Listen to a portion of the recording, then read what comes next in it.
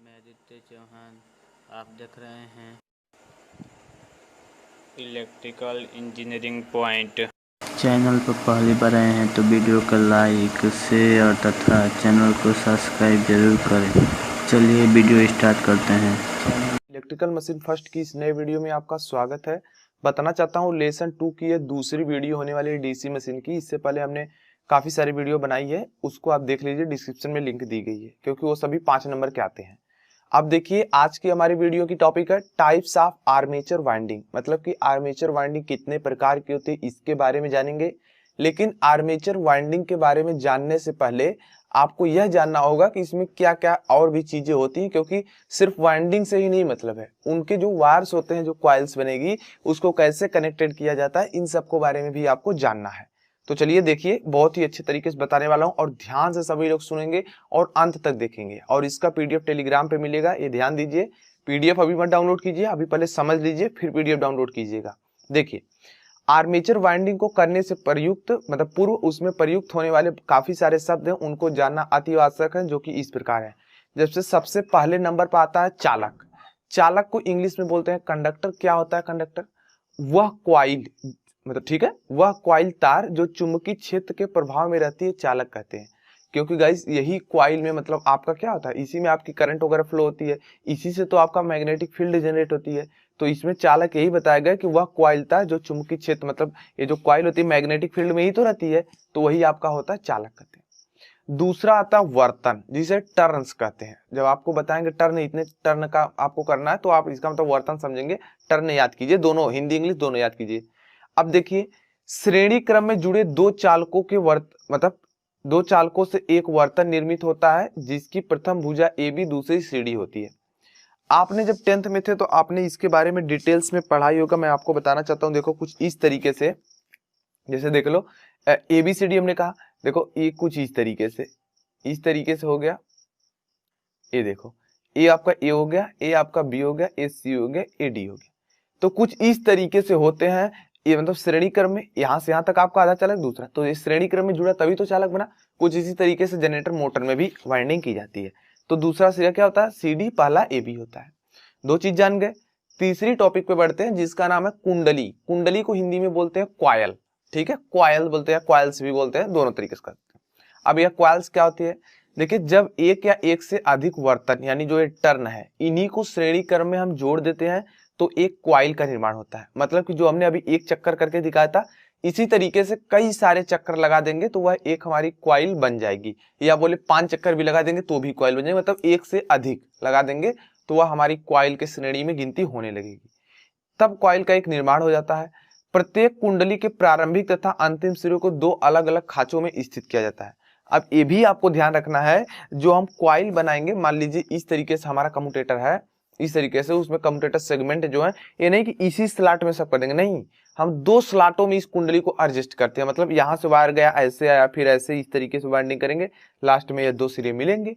तो इसी तरीके से यहाँ पे अलग अलग खांचों में स्थित किया जाता है, मतलब वाइंडिंग जो करते हैं वो इसी तरीके से करते हैं। अभी 2 प्रकार की वाइंडिंग होती है, आगे देखिएगा। अब देखिए, जो नेक्स्ट टॉपिक आता है वो हमारा आता है पोल पिच। यह पोल पिच क्या होती है इसको समझ लीजिए, फिर अभी आगे फिगर वगैरह देखेंगे तो समझ जाएंगे। पोल पिच क्या होता है?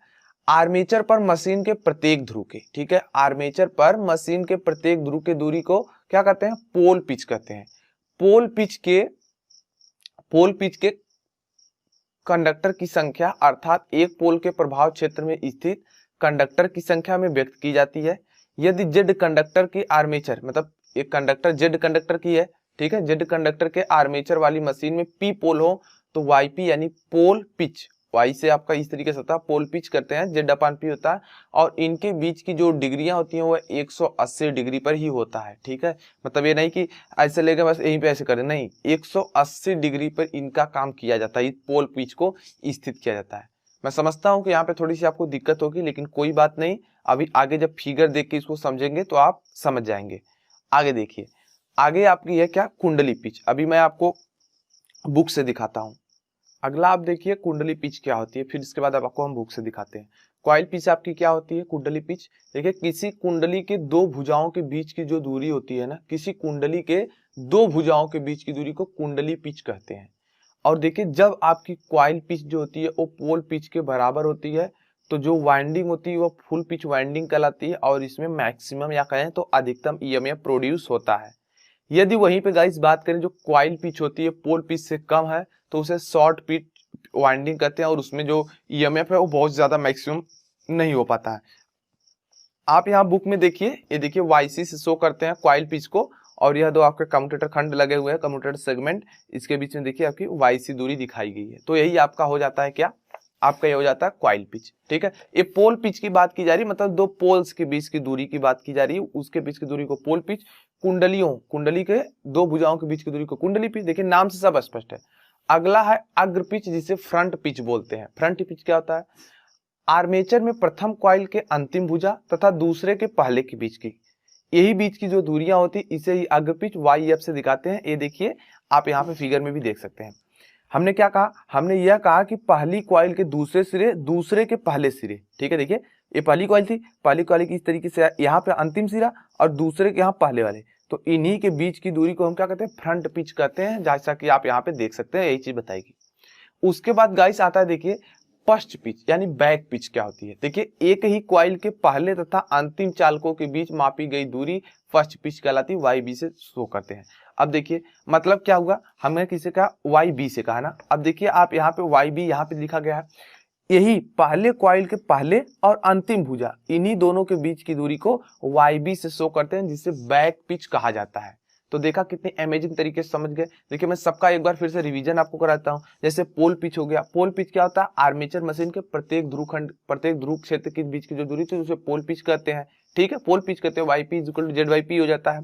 कुंडली पिच क्या होता है, कुंडली पिच आपका होता है, कोई कुंडली है ना, किसी कुंडली के दो भुजाओं के बीच की दूरी को, वही आपका क्या होती है, कुंडली पिच होती है। कुंडली पिच को YC से शो करते हैं, यहाँ पे आप देख सकते हैं। उसी प्रकार से हमारा आया फ्रंट पिच आया है, तो फ्रंट मतलब अग्र पिच। अग्र पिच मतलब क्या, एक कॉइल का अंतिम सिरा और दूसरे के पहले के बीच की दूरी को फ्रंट पिच कहते हैं। और उसके बाद आया फर्स्ट पिच। फर्स्ट पिच मतलब बैक पिच आपका, और यह क्या होता है, पहली कॉइल का देखिए फर्स्ट आपका, और मतलब पहली कॉइल की फर्स्ट और अंतिम के बीच की दूरी YB से शो करते हैं, बैक पिच हो गया। तो अमेजिंग है कि नहीं, बिल्कुल अमेजिंग है। बढ़ते हैं सीधे नेक्स्ट टॉपिक की तरफ। अगला जो गाइस आपका टॉपिक है वो है परिणामी पिच या रिजल्टेंट पिच भी बोलते हैं। इसमें क्या होता है, कोई भी दो कुंडली हो, उसमें नहीं बोला गया कि पहली दूसरी ऐसे कुछ कुंडली नहीं कहा गया, सिर्फ कहा गया दो निकटतम कुंडलियों के प्रथम चालकों के बीच की दूरी, जिसे आर्मेचर चालकों की संख्या में व्यक्त किया जाता है, इसे ही YR से शो करते हैं, यानी परिणामी पिच।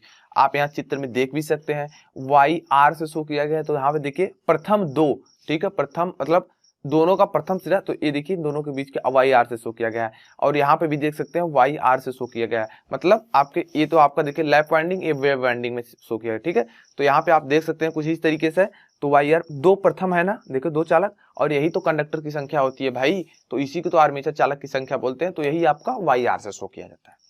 अगला आता है मध्यमान पिच यानी एवरेज पिच। क्या होती है, इसको निकालने के लिए अग्र पिच प्लस पश्च पिच को जोड़ दीजिए और उसका हाफ निकाल दीजिए, तो मध्यमान यानी एवरेज आ जाएगा। इसे YA से शो करते हैं। अब यह YA आपको यहाँ पे नहीं मिलेगा क्योंकि हम अपने से निकाले हैं ना, तो इसीलिए यहाँ पे क्या किया जाएगा, YA = YB मतलब back pitch plus front pitch by 2 करेंगे तो आपका एवरेज पिच निकल के आ जाएगा। नेक्स्ट गाइस आपका जो टॉपिक है वो है दिक् परिवर्तक पिच यानी कम्यूटेटर पिच। कम्यूटेटर पिच क्या होता है, उन दो कॉपर खंडों के बीच की दूरी जिसे कॉपर खंडों की संख्या में व्यक्त किया जाता है, जिनसे किसी एक कॉइल के दो सिरे जुड़े होते हैं। ठीक है, जिनसे किसी एक कॉइल के दो सिरे जुड़े होते हैं, कम्यूटेटर पिच कहलाता है, YC से शो करते हैं। अगर हम लैप वाइंडिंग निकालना, इस फार्मूले को याद कर लीजिए, आगे इसकी बहुत सारी जरूरत पड़ने वाली है। तो लैप वाइंडिंग के लिए फार्मूला क्या हो जाता है, YC = YB - YF, और वेव वाइंडिंग के लिए क्या होता है, YC = YB + YF हो जाता है।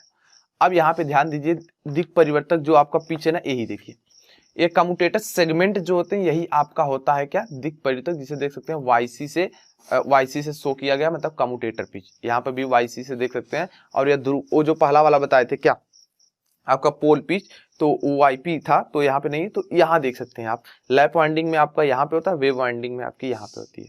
ठीक है, तो इस तरीके से आप देख सकते हैं। अब आपका जो मेन टॉपिक है आप उस पर आ जाइए, जिसका नाम है आर्मेचर। ठीक है, armature winding are two types, मतलब आर्मेचर वाइंडिंग के प्रकार यह आर्मेचर वाइंडिंग दो प्रकार से हम कर सकते हैं, या तो हम लैप वाइंडिंग में करें या फिर वेव वाइंडिंग में। इन दोनों को आप याद कर लीजिए, पेपर में यह पूछा भी जाता है। आगे जब न्यूमेरिकल प्रॉब्लम अभी सॉल्व करेंगे तो वहां पे इसकी जरूरत होगी, आप इसका वहां पे यूज करेंगे, तो इसलिए इसको अच्छे से समझ लीजिए। मैं आपसे कहना चाहता हूं सिर्फ एक बार अच्छे से समझ लेना, गारंटी हमारी है आपको पक्का समझ आएगा। फिगर बस याद किए रहना। तो पहले देखो क्या कहा जा रहा है, पहले फिगर देखते रहो, मैं बताता हूँ फिर सुनो। क्या है वह वाइंडिंग जिसमें पहली कुंडली का अंतिम सिरा, देखिए पहली कुंडली का अंतिम सिरा दूसरी के पहले से, ठीक है, देखो पहली का अंतिम सिरा और यह दूसरी के पहले से कनेक्टेड रहता है, और यह दोनों जो कनेक्टेड आपस में है, यह दोनों एक तामखंड से कनेक्टेड रहते हैं। इसी प्रकार से दूसरी कुंडली का दूसरा सिरा तीसरी कुंडली के पहले सिरे से जुड़ा होता है, और यह दोनों एक दूसरे सेगमेंट, मतलब कम्यूटेटर जो सेगमेंट है आपके, उससे जुड़े रहते हैं। इस प्रकार से आपकी आर्मेचर वाइंडिंग पूर्ण हो जाती है, जैसा कि आप चित्र में देख सकते हैं। मैंने गाइस यहाँ पे अपने से कुछ नहीं बोला, अब देखो फिर भी वैसे अपने मन से रैंडमली बोल देता हूँ। लैप वाइंडिंग क्या होती है, वह वाइंडिंग जिसमें क्या होता है ना कि जिसमें पहली कॉइल का अंतिम सिरा दूसरे के पहले से और यह दोनों एक ही तामखंड से जुड़े होते हैं। इसी प्रकार से आपका दूसरी का दूसरा सिरा तीसरी के पहले से और यह दोनों मिलके एक ही तामखंड से जुड़े होते हैं। इस प्रकार से पूरी वाइंडिंग पूर्ण होती है, और यही वाइंडिंग आपकी कहलाती है लैप वाइंडिंग, जैसा कि आप चित्र ए में देख सकते हैं। तो आपको कुछ नहीं करना है, या फिगर देखना है और इसी फिगर को याद करना है। जो भी बंदा या इस फिगर को याद किया रहेगा वह आसानी से लिख ले जाएगा। आप यहाँ पे देख लेते हैं, लिखने का तरीका यहाँ पे हमने दिखा दिया कि वह वाइंडिंग जिसमें पहली कुंडली का अंतिम सिरा दूसरी के प्रथम से जुड़ा होता है और ये दोनों एक ही तामखंड से जुड़े रहते हैं। इसी प्रकार से दूसरी कुंडली का अंतिम सिरा बोले या दूसरा सिरा बोल सकते हैं, ठीक है, अंतिम सिरा भी बोल सकते हैं। अंतिम सिरा दूसरा सिरा तीसरी के पहले से जुड़े रहते हैं और ये दोनों मिलकर एक ही तामखंड से जुड़ते हैं। इस प्रकार आर्मेचर वाइंडिंग पूर्ण होगी और आप चित्र में देख सकते हैं। तो बस यही चीज है लैप वाइंडिंग। अब हम लोग समझते हैं कि हमारी जो वेव वाइंडिंग होती है वह किस प्रकार से होती है, क्योंकि वेव वाइंडिंग को भी जानना बहुत ही जरूरी है। तो वेव वाइंडिंग समझिए क्या होती है। इस वाइंडिंग में एक पोल के प्रभाव क्षेत्र में, इस वाइंडिंग में क्या कहता है, एक पोल के प्रभाव क्षेत्र में स्थित चालक का एक सिरा कम्यूटेटर से और दूसरा सिरा निकट स्थित विपरीत पोल के प्रभाव क्षेत्र में जुड़ा रहता है। आप फिगर देखेंगे तभी समझ पाएंगे, ऐसे नहीं। देखिए हमने यही बताया, इस वाइंडिंग में क्या जाता है, एक पोल आपका मान लीजिए यहाँ पे, तो एक पोल के पहला सिरा क्या होता है आपका, देखिए कम्यूटेटर से, आपका कम्यूटेटर है इससे, और दूसरा सिरा निकट स्थित दूसरे विपरीत पोल के प्रभाव क्षेत्र में, यह देखिए इसका, और यह यहाँ से क्या देखिए दूसरे के प्रभाव क्षेत्र से जुड़ा हुआ है, ठीक है, दूसरा सिरा। इसी प्रकार से चालक का दूसरा सिरा तीसरे के पहले से, ठीक है, इसी प्रकार से चालक का आपका दूसरा सिरा तीसरे के पहले से, इस प्रकार से आपका यहाँ पे देख सकते हैं जुड़ा रहता है। अभी इस डायग्राम को जब बड़ा सा और बनाएंगे तो अच्छे से और समझ में आता है, अभी आगे दिखाएंगे भी। तो उससे जुड़ा रहता है, तो आपका क्या होता है, पहले सिरे जुड़ा था, और इस प्रकार इसका दूसरा सिरा कम्यूटेटर से जुड़ा होगा और अगले पोल के प्रभाव क्षेत्र में स्थित से पहले से जुड़ा होगा। मतलब क्या होगा भाई, देखो पहला तो आपका इस तरीके से यहाँ पे कम्यूटेटर से, दूसरा इसका निकटवर्ती दूसरे पोल के प्रभाव क्षेत्र से पहले चालक से जुड़ा होगा, और इसी प्रकार से दूसरे का जो पहला सिरा यहाँ से कनेक्टेड और तीसरे के पहले से इसका दूसरा सिरा कनेक्टेड हो जाएगा, और वह कम्यूटेटर सेगमेंट से। इस तरीके से आगे यह बढ़ती रहती है और लैप वाइंडिंग आपकी वेव वाइंडिंग आपकी कंप्लीट हो जाएगी। इस प्रकार से देख सकते हैं वेव वाइंडिंग पूरी सीरीज में चलती रहती है, ठीक है, जिसे हम लोग वेव वाइंडिंग बोलते हैं। आप यहाँ पे देख भी सकते हैं इस तरीके से आया, और यहाँ पे कम्यूटेटर सेगमेंट लगा YC मतलब commutator pitch, YB back pitch, YF front pitch, YR आपका क्या, YR से किसको शो करते हैं, एक सेकेंड, YR से आपको, हाँ YR से रिजल्टेंट पिच को शो किया जाता है। तो इस प्रकार से गाइस हो जाता है। आज की टॉपिक यहीं पे एंड करेंगे, क्योंकि आज की टॉपिक सिर्फ वाइंडिंग थी। वाइंडिंग पेपर में आती है इसलिए इंपॉर्टेंट है, तो याद कर लीजिए। आई होप आप समझ गए होंगे इस वीडियो को। तो इस वीडियो को लाइक करें, नए हो तो हमारे यूट्यूब चैनल को सब्सक्राइब करें, साथ में इस वीडियो को शेयर कर अपने फ्रेंड्स के पास, ताकि वो भी लाभ उठा पाए इसका। तो आज के लिए इतना ही, मिलता हूँ नए वीडियो लेक्चर में, तब तक के लिए जय हिंद, वंदे मातरम।